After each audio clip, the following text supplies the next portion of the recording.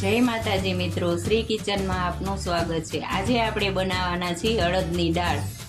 તો આ પહેલા દાળ બાફીને લઈ લીધી છે, એક નાની ડુંગળી લઈ લીધી છે, એક નાનું ટમેટું, પછી આદુ લસણ મરચાંની પેસ્ટ, 4-5 લીમડાના પાન, કોથમીર, રેગ્યુલર મસાલા। દાળમાં મીઠું નાખ્યું છે એટલે મીઠું તો નાખવાનું જ નથી, પણ સ્વાદ પ્રમાણે મીઠું લેવાનું છે। હવે આપણે 4 પાવડા તેલ લઈ લીધું છે। તેલ આવે એટલે પેલા મેથીના 2-3 દાણા નાખવાના છે। મેથીથી ટેસ્ટ બહુ જ સરસ આવશે।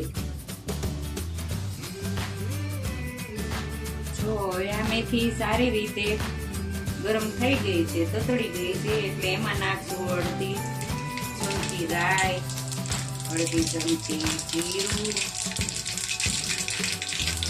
ગેસ ધીમો કરી દેવાનો, અડધી ચમચી હિંગ,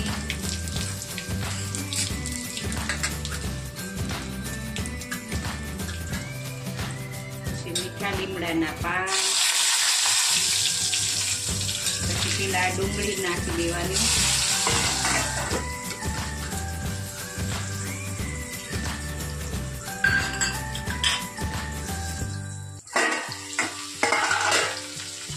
પછી આદુ લસણ મરચાંની પેસ્ટ છે એ નાખવાની,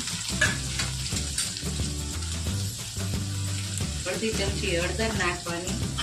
હવે એને મિક્સ કરી લેવાનું।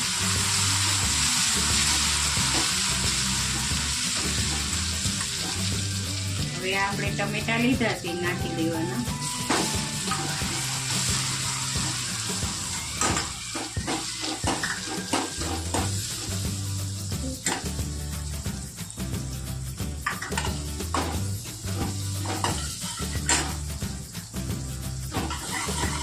હવે આને ચડવા દેવાનું છે। દાળમાં મીઠું જોતા પ્રમાણમાં નાખી દીધું છે, એટલે ન નાખો તો હાલશે, તમારે જોતું હોય તો નાખવાનું।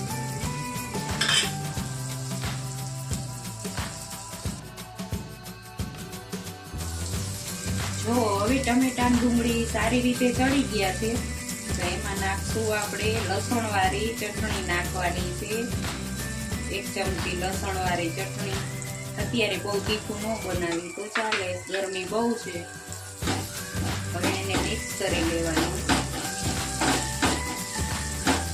આદુ લસણ છે એટલે મરચું ઓછું નાખો તો હાલશે।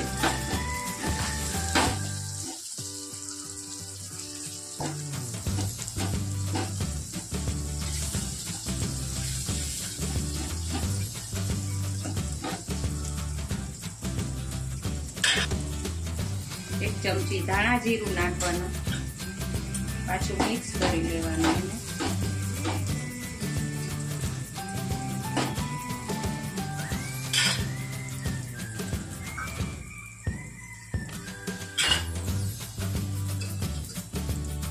હવે તમે જો આ દાળ બાફી એનું જ પાણી લેવાનું।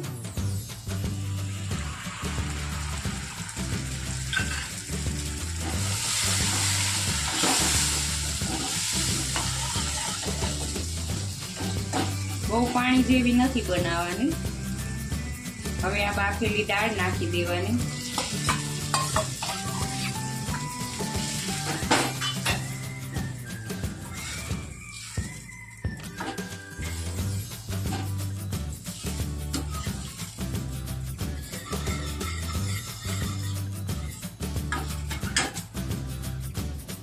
કોથમીર નાખવાની,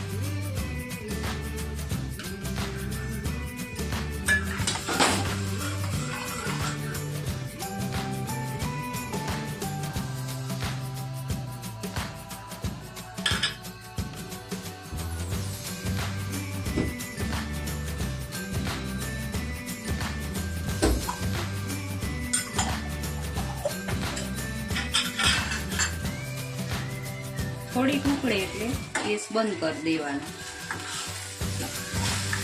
આમાં કઈ ઉકાળવાની જરૂર નથી, બધું બાફીને લઈ લીધું છે એટલે હાલે।